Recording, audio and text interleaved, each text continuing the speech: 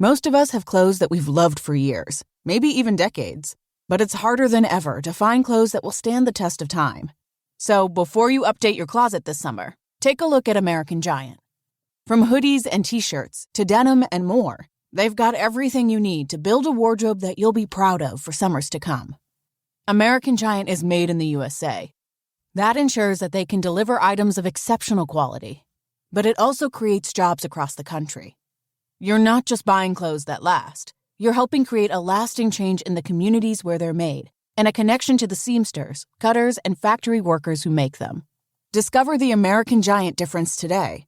Shop wardrobe essentials that last a lifetime at american-giant.com and get 20% off your order when you use code LT23 at checkout. That's 20% off at american-giant.com. Promo code LT23.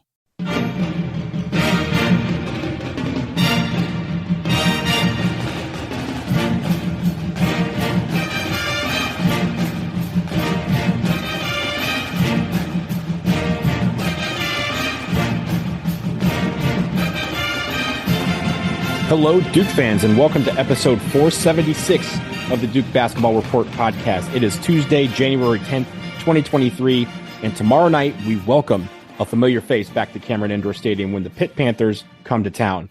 We get to discuss that upcoming game on this show. Who is we? Well, me is Donald Wine, the host for this episode.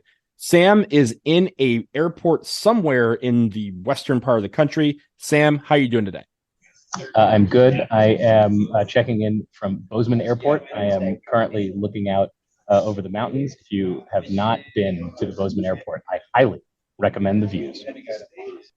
I hear the views are immaculate. And the other person that forms the we on the show is Jason Evans, living in the state that is home to two-time college football national champions. We'll talk about the dogs later, but Jason, how are you feeling today? Oh, wow. You got the dog in you?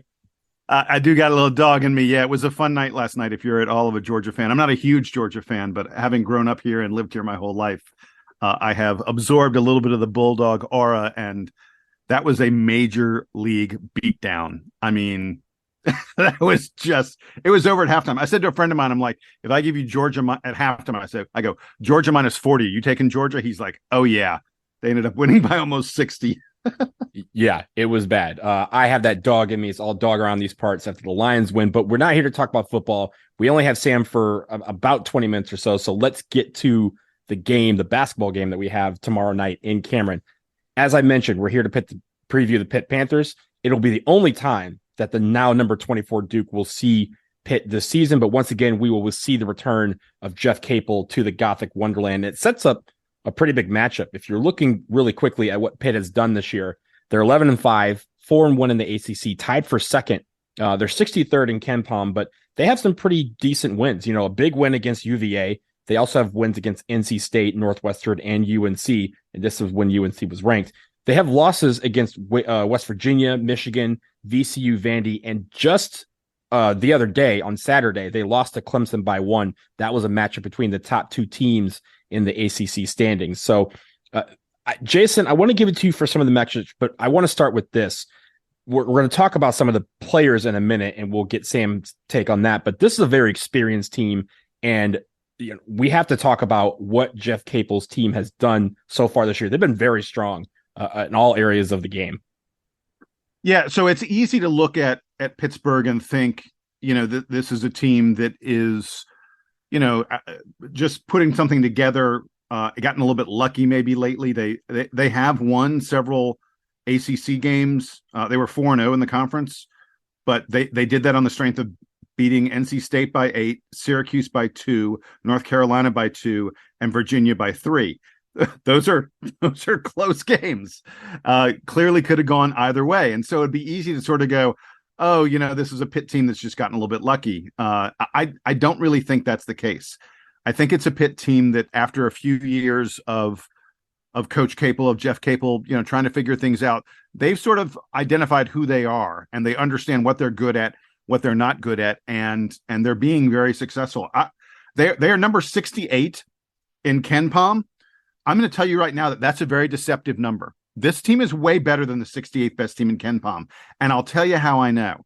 So Bart Torvik, who has ratings very similar to Ken Pomeroy's ratings, does a lot of stuff with efficiency, advanced metrics, and such. Bart Torvik allows you to sort his ratings based on certain dates. If you look at this Pitt team from Thanksgiving until today, and I didn't pick that date at random. I sort of, I want a real marker. Thanksgiving, I think, is a reasonable time to say, oh, let's see how they are from that date until today. Pitt's the number 27 team in the country. I'm going to repeat that. This Pitt team, basically a top 25 team over the past month and a half since Thanksgiving. That's an impressive thing. By the way, if you're wondering, where is Duke since Thanksgiving? We're number 62 in Bart Torvik's rankings. So, yeah, it's easy to say that Duke should be a favorite in this game. I mean, Ken Pomeroy says that the Blue Devils are supposed to win this game by about 7 points or so. But I'm telling you right now, this Pitt team is absolutely capable of beating Duke. In terms of what they do well, this is a team that loves to shoot three-pointers. In the ACC, in the conference, they are the number one three-point shooting team in the conference. Not in terms of their percentage, but in terms of the number of shots they take. Almost 45, actually more than 45% of Pitt's shots come from three-point range in the ACC. And that has led to them being the second best team in the conference in offensive efficiency rating in conference games. That's a huge deal. I mean, they aren't hitting a really high percentage, around 34% of their three-pointers, but they shoot so many of them, it's made them into a really, really efficient team. In terms of what they don't do well, they get a lot of shots blocked. About 10% of their shots get blocked, which is not a good number. They turn the ball over too much. Almost 17% of Pittsburgh Pitt possessions end with them turning the ball over, and most of those turnovers tend to be steals. So it's a team that you can block their shot, you can steal the ball, but what they really like to do is they want to bomb away from the perimeter and they want to take three-pointers, and that's how they typically beat you. And Donald, one other thing I wanted to mention, you talked about experience. Wow. According to Ken Palm's metrics, this Pitt team is the 18th most experienced team in the country. The average age of a player on this Pitt team in terms of experience is almost 3 years. Basically, they're playing nothing but seniors. They got some juniors, but those are experienced juniors. They're pretty much playing nothing but juniors and seniors, lots of super seniors as well, the whole time in this for this Pitt team. It is going to be a contrast of styles. Duke wants to take the ball inside, doesn't like to shoot threes. We're not very good at it, and we are very inexperienced. Pitt loves shooting the three-pointer, and this is a super experienced team.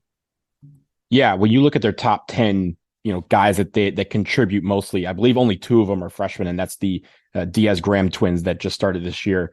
2 guys that you'll probably see at the center position. But Sam, I want to come to you. There's been a lot of guys on this team that have been great for Pitt thus far, but I want to lead with Blake Hinson, who's kind of been leading the charge. Tell us about Blake Hinson and also some of the rest of the guys on this Pitt Panthers team.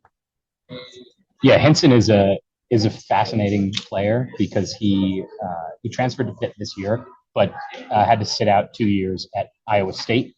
So he's on his third school, but this is his 5th year in college. And I don't think that Jeff Capel knew how good of a player he was getting in Blake Hinson. Granted, this award happened sort of during the Christmas break, so there weren't that many games.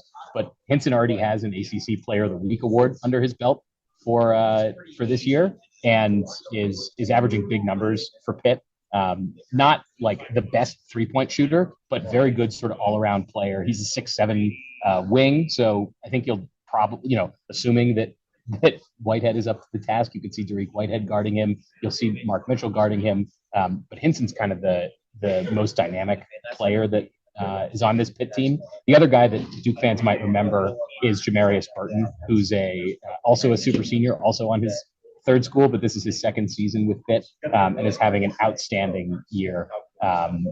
Really good scoring the basketball, even though he's not a very big player, 6'4", but he's kind of a load for Pitt on the perimeter. And then the one other guy that is, I think, the most interesting guy on this team, it's his first year playing for Pitt, is Fede Federico, who is a Finnish recruit. He's not Finnish.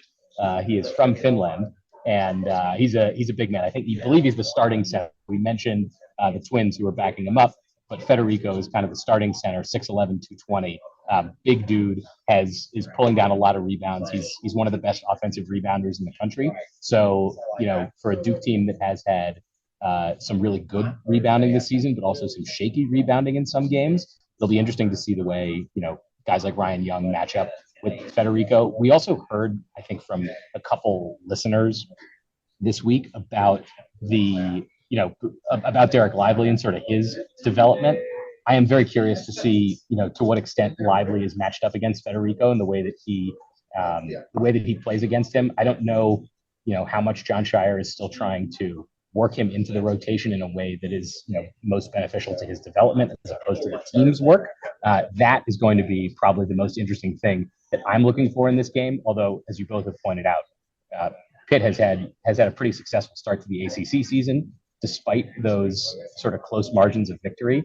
I agree with Jason that I think they're pretty legit, and this is going to be a great test for Duke, especially because they've got this Pitt game this week, and then right after that they have to go play Clemson. They're at Clemson, which is also going to be a tough matchup. Yeah, so you mentioned Federico. For those of you out there, his actual full name is Federico, both spelled the same way. So Fede is going to be a guy down low that you're going to need to deal with. But also on the defensive end, hey, I got a question. Did his parents get confused and they put first name and last name? And how do you get named Federico? That's awesome. I don't know, but you know what? We're going to remember. I think if your name is Federico, then it's cool for your first name to also be Federico. It wouldn't work if your last name was Donald. Being Donald would be ridiculous. But being Federico is pretty cool.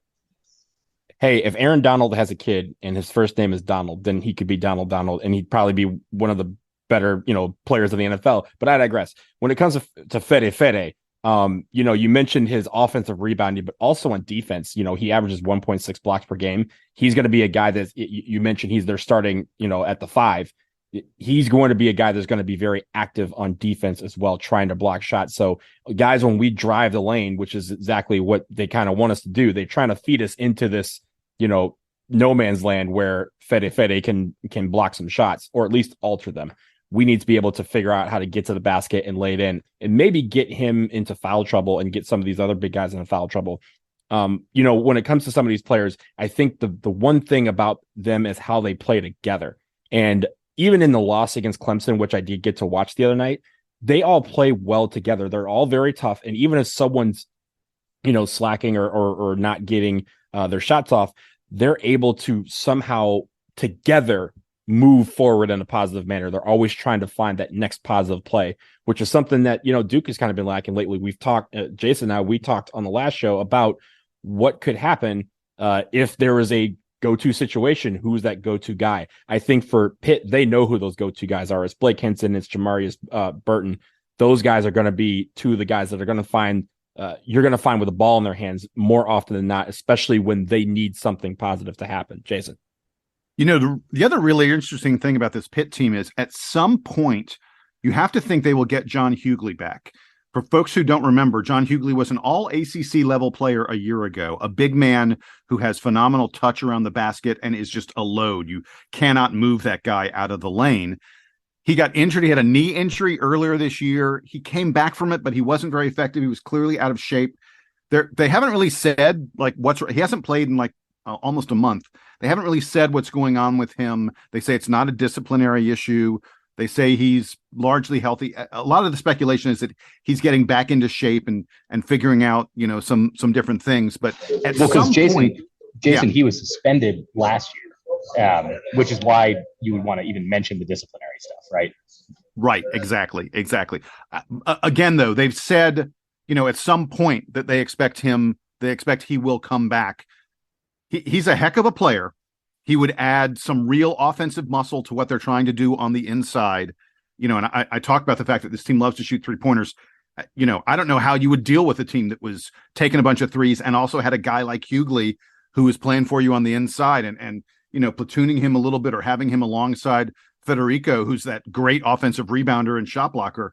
I mean, this Pitt team, as good as they are, could go next level if he starts playing again. Don't know when it'll be, but I mean, Capel, by the way, we haven't talked enough. Jeff Capel probably is ACC Coach of the Year. Between him and Brad Brownell, I guess at this point, it is It is. This team was projected by everyone to be at the very bottom of the conference. The fact that they are near the top, the fact that they are at the moment playing as well as anybody in the league is truly impressive. And one thing about Jeff Capel teams is that they always play with intensity. No matter what's happening, they're going to play with intensity because, honestly, that's kind of the style that he has enlisted in this team. And we talked last year about some of the struggles that Pitt has had. It's kind of great to see Jeff Capel's philosophy kind of take real hold up there in Pittsburgh. And he, like you said, Jason, he's been one of the best coaches in the ACC so far this year. Sam, anything else on Pitt before we transition? Yeah, I just wanted to respond to Jason about Jeff Capel. Jason, you're assuming that John Shire's not going to rattle off 15 straight wins here to close out the season and clinch ACC Coach of the Year? Yo, it's early. It's early. It could happen. You're right. It could happen. If Derek Lively turns into a double-double machine and Duke goes 14-1 the rest of the way, I think John Shire might win ACC Coach of the Year.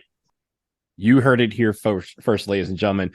We need to take a break, though. On the other side, we're going to discuss Duke and some of the shooting stats that they have this year. Jason has the numbers after this.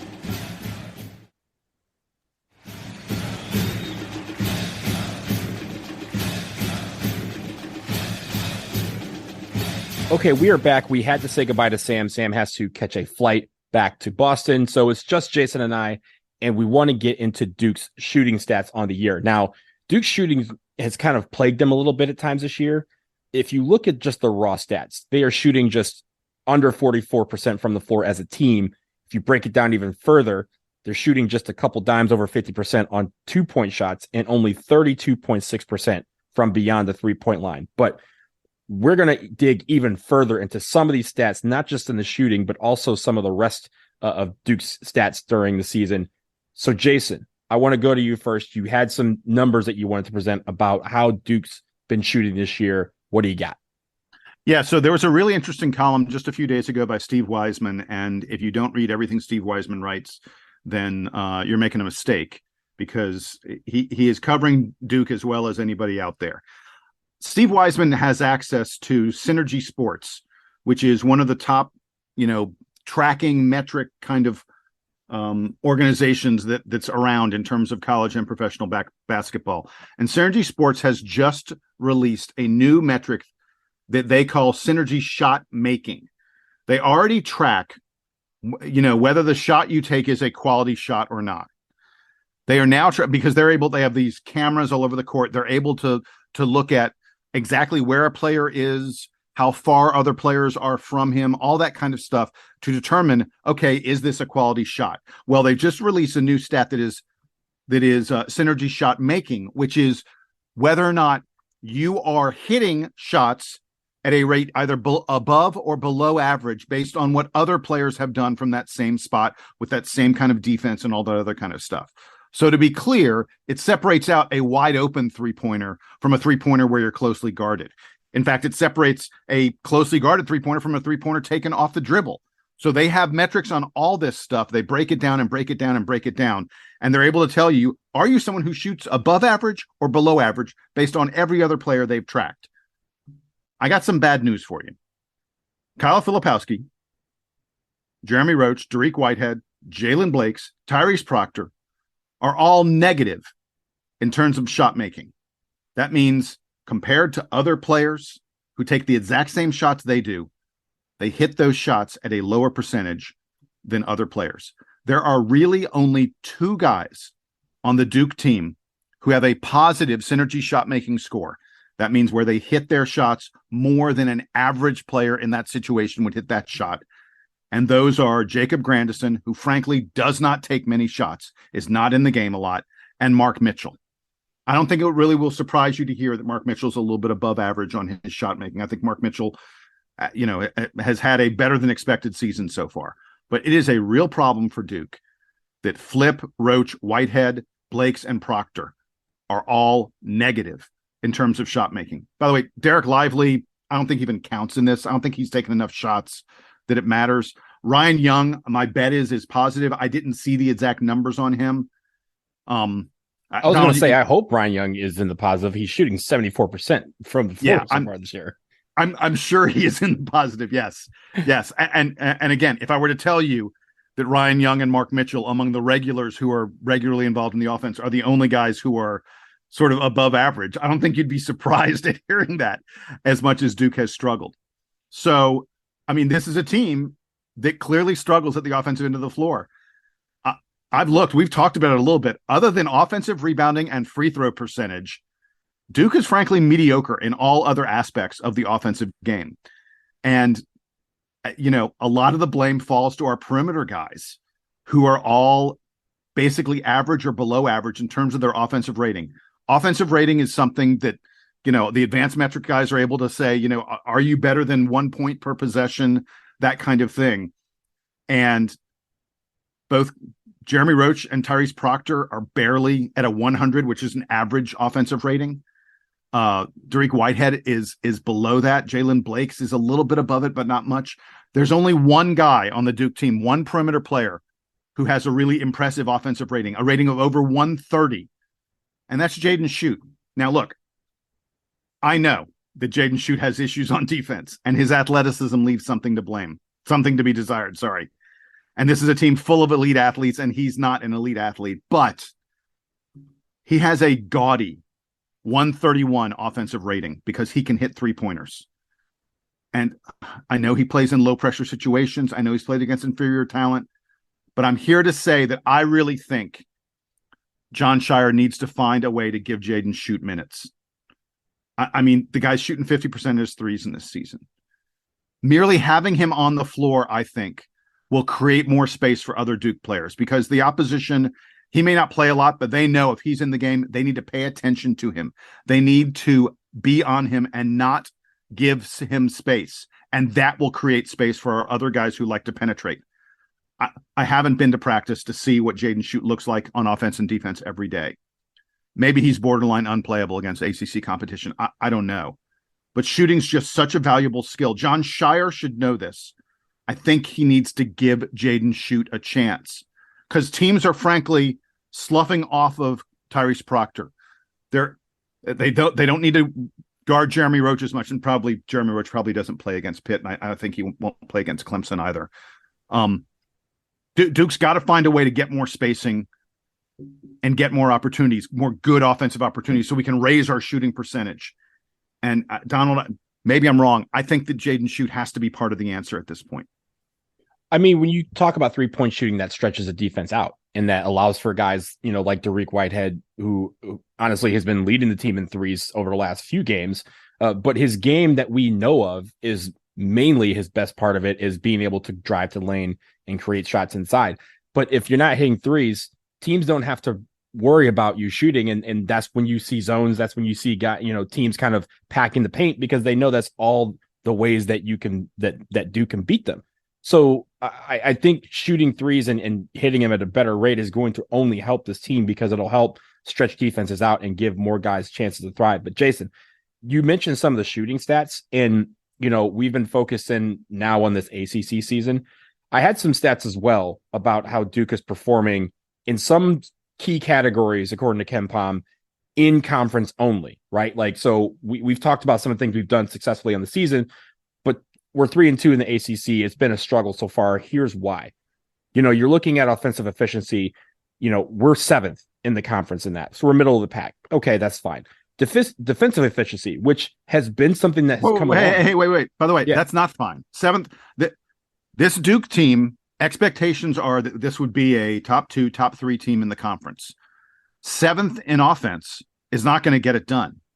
That's true. Not. That's true. But my point, I know you're going to get to the defense because it's even worse. That's my point. My point is that the offense, we've been saying all season, hey, that's going to come along because our defense is strong, and our defense has been 5th worst in the ACC so far this year.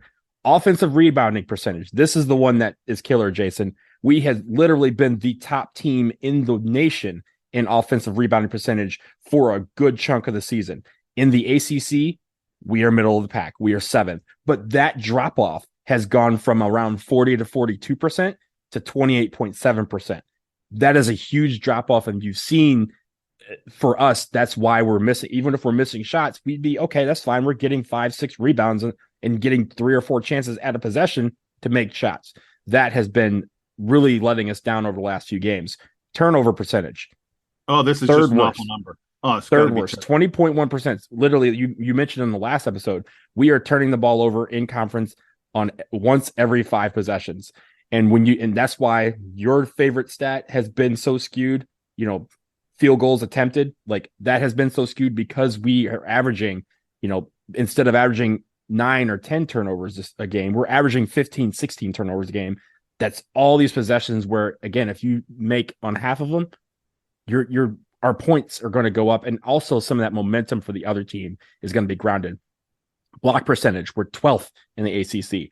Offensive steal percentage, we are second worst in the ACC. And defensive steal percentage, we are the 5th worst team in the ACC. So it's funny because, we don't have the audio for it, but on today, I was able to jump on the media availability. And I asked some guys questions about, the difference between ACC play and what they were experiencing from the big games in non-conference. We're not talking about, the Bellarmines. We're talking about Kansas and in Purdue and Iowa, those type of games. And the guy said, Donald, yeah. tell everybody who the media availability was worth, so folks know who you were talking to. Yeah, so I was talking to Mark Mitchell and Kyle Filipowski. So, of course, 2 freshmen who are experiencing this for the first time. And I think for them, 2 things stood out. Both of them kind of mentioned when I said, hey, we're halfway through the season already, they go, wow, already? It feels like a blur, like that so many games have been thrown at them in such a short period of time that has really affected momentum because there's no chance to really, turn the tide a little bit, right? If you go down, you're all of a sudden, there's no way to kind of regroup and sit there and kind of say, we need to get back to basics because there's another game that's like another, 2 days away and they have to prepare for that. The other thing that Kyle Filipowski said is the physicality of the ACC has been different. And it's something that he said he needs to be more prepared for. And we've seen in his shooting slump that guys have been going at him. Why, Jason? Because he's been kind of elevating to the top of people's list because of how great he started the season out. And so now that guys are keying in on him, he has to learn how to, just kind of envelop that pressure and kind of absorb it. One guy who's going to have to learn how to do that over the next week or so is going to be Dariq Whitehead because of the fact that he's come along stronger a little bit lately. Jalen Blakes, he had a couple of games where he had 17 points, and then you saw a very big drop off because, again, the team's got to say, hey, if we take this guy out of the game, who's going to step up? So those were interesting comments that I heard from both Mark Mitchell and Kyle Filipowski about how the physical nature of the ACC has kind of affected their play. It's really interesting to me that those guys identified physicality. I think it's good because that's something I feel like they can work on. And they are elite athletes, and physicality shouldn't be something that overwhelms elite athletes like that. The other thing that strikes me is we shouldn't get too crazy about these ACC statistics. They're probably greatly skewed by that one game. I mean, we've only played 5 games, and one of them was that contest against NC State where we had our doors blown off. Mm-hmm. And that, for that to be 20% of your data, 1/5 of your data, is going to throw things off in 25% or that game, but like 25% of the season has gone so far. It feels like, if you think about it, we're 5 games into the ACC season. We're about to have 2 more this week. We're in the thick of things, and that's kind of where some of these stats you kind of go, oh wow, this is not like a one-off game. And yeah, sure, there's been data that has skewed the final numbers, but some of the numbers are still troubling whether you take the NC State game out of it. Right. Well, and the other thing to consider in terms of Duke's schedule so far, I mean, frankly, it's been we're 3-2 against what's been a fairly easy ACC schedule. We've gotten Boston College twice. They are, almost certainly not among the top half of the ACC. We've gotten Florida State, who's a team that has really, really struggled this year. Wake, maybe middle of the pack. NC State looks like they're pretty good. And NC State, even though they sort of struggled earlier in the season and they've had some tough losses, it has been coming on strong and looks like a team that could, challenge certainly for the top half of the conference. So, but it hasn't been a super tough schedule. And if you look what's coming up, we've got Pitt, which we've spent this whole episode talking about. Clemson, who's currently undefeated, leading the conference. We got a good Miami team, a good Virginia Tech team. I mean, it is not an easy schedule, and the back half of the schedule is really difficult. Back half of our schedule is Carolina twice, Miami and Virginia on the road. Those are some really, really difficult games coming up for the Blue Devils. We got to kind of figure things out a little bit. You also got to talk to John Shire, right? I did. John Shire was on for about 30 minutes, and that audio is going to be posted on Duke's social media channels. Very fascinating conversation that he had with, several questions that I thought were pretty candid. But there was one thing that he mentioned offhand that was interesting to me, and that was he touched on social media negativity in his comments. And he talked about how he used to be on Twitter quite a bit, and his team is obviously all over Twitter, and a lot of them use that to kind of, build up their persona in the era of name, image, and likeness. They are on social media, branding, baby, yeah, branding. But they also they get to see the positive of the Duke fan base, and they get to see the negative. And he said there's been an increase in negativity to the point where John Shire has basically said, I don't even get on social media anymore because it's become pretty bad out there. And I think what he was trying to do is he mentioned that he wants this Duke community, to really get behind these players and know that they're working hard and they're giving it 110%, and all the cliches you want about getting better every single day. And this team that we see right now is going to be hopefully the weakest part of the season that we have, because they're just going to get stronger and better every single day. And I think it's interesting because when we talk about Cameron, right, and the game tomorrow is in Cameron, he mentioned that the Cameron crowd is always going to be there. They're always behind him. And then when we talk about as a Cameron crazy, Jason, this goes back to when you and I were in school. Like the mantra has always been the same. When we go on a run, Duke is loud. When we have a little rut, a scoring rut or a drought or something like that, it's our job to make Cameron louder and to make it where when the chips are down, that's when we really get behind the team. That's this point. And I think what John Shire was trying to say is, hey guys, we need Cameron to be like Cameron every night, but we need our fan base to be like Cameron every single day. Yeah, and I'll tell you the social media comments really stick out to me because I'm fairly active on, like you, I'm fairly active on Twitter. I read a lot of the Duke Twitter stuff, especially with regard to Derek Lively. I feel like the Twitter has been absolutely toxic lately. And look, I want to be honest. We've spoken about Derek Lively's struggles on this show, and we are not here to just to rah and be fans. We're here to give some critical analysis and hopefully speak truth. There's no question that Derek Lively has not been the player that folks expected him to be. That said, he's trying. I'm certain that he is trying. I'm certain that he is as frustrated and angry, more so probably than any one of us. And we should be somewhat understanding. These are young guys who are experiencing this level of competition for the first time, for the most part. They've got a lot to learn, and there's no reason not to think they're not going to get better. There's still tons of time left. And as I said a couple shows ago, at this point in his freshman season, Mark Williams was worthless. Mark Williams was playing 2 minutes a game. And we were even wondering why he was playing those 2 minutes. There is absolutely time for Derek Lively. There's time for all the guys on this team to improve, to play better, to get back to being more of what was expected of them. And the last thing I'll say about all this, I'm sure you're going to want to chime in. Look, we've been spoiled as Duke fans for many, many years. It is fairly rare for Duke to have a season that is not lived up to expectations. Sure, sometimes we come up a little bit short, but for a Duke team, here we are teetering on the edge of being in the top 25. That's something that's fairly unusual for Duke. But look at the other top programs. I mean, look at the other teams that were ranked ahead of us, teams that were ranked in the top 5 in the preseason. North Carolina and Kentucky. Two of the programs, they're probably they're like 4 or 5 programs that we all would say, oh, we're the top program in the sport. And North Carolina, Kentucky, Duke, and Kansas, that's the pantheon. Carolina and Kentucky are unranked. and they're way more experienced than this Duke team is. So maybe cool the jets a little bit on some of the social media angst Give it time. Give these guys time to figure out what it's going to take for them to be all they can be, because there's still, half the season's done. Donald, you mentioned that. There's half the season still to go. Half the season is left. And like Sam said, is it impossible? Would it be impossible for this team to go, 14-1 from here or something like that? No, it really wouldn't.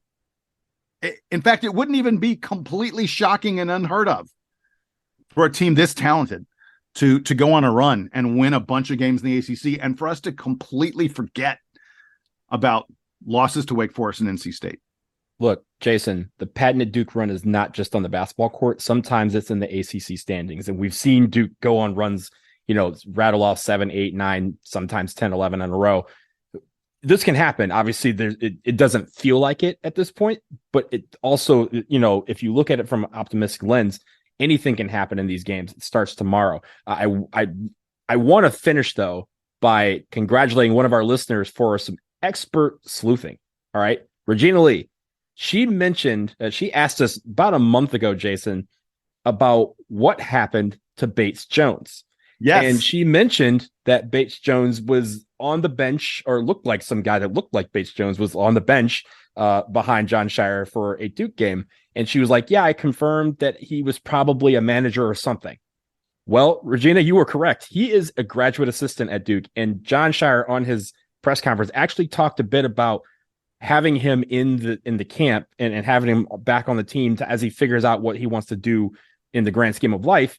He said it was a very big help to have Bates Jones around to kind of have that continuity between last year and this year. So Regina Lee, shout out to you, because you did some expert sleuthing. That when you asked the question, Jason, Sam, and I had no idea what happened to Bates Jones. We're like, yeah, he's probably somewhere in grad school or on Wall Street or something. He's apparently figuring all that out, but he's doing that while helping out this year's Duke basketball team. And the leadership that he can provide from a graduate assistant role is only going to help this young group of guys as they move forward. So congratulations and thank you to Regina. So that will do it. But just like Regina, if you have some expert sleuthing of your own, you can email us at dbrpodcast@gmail.com. Also, after the game, we're going to try and record at some point after the game tomorrow. Don't hold us to that, but get your headlines in. You can also email us your headlines from the Pitt game. So for Sam, who was probably boarding his flight at this point, for Jason Evans, who's got that dog in him, I also, I am Donald Blind. I have that dog in me as well. This is the DBR podcast, and now it's time for the Duke Band to take us home. Woof, woof.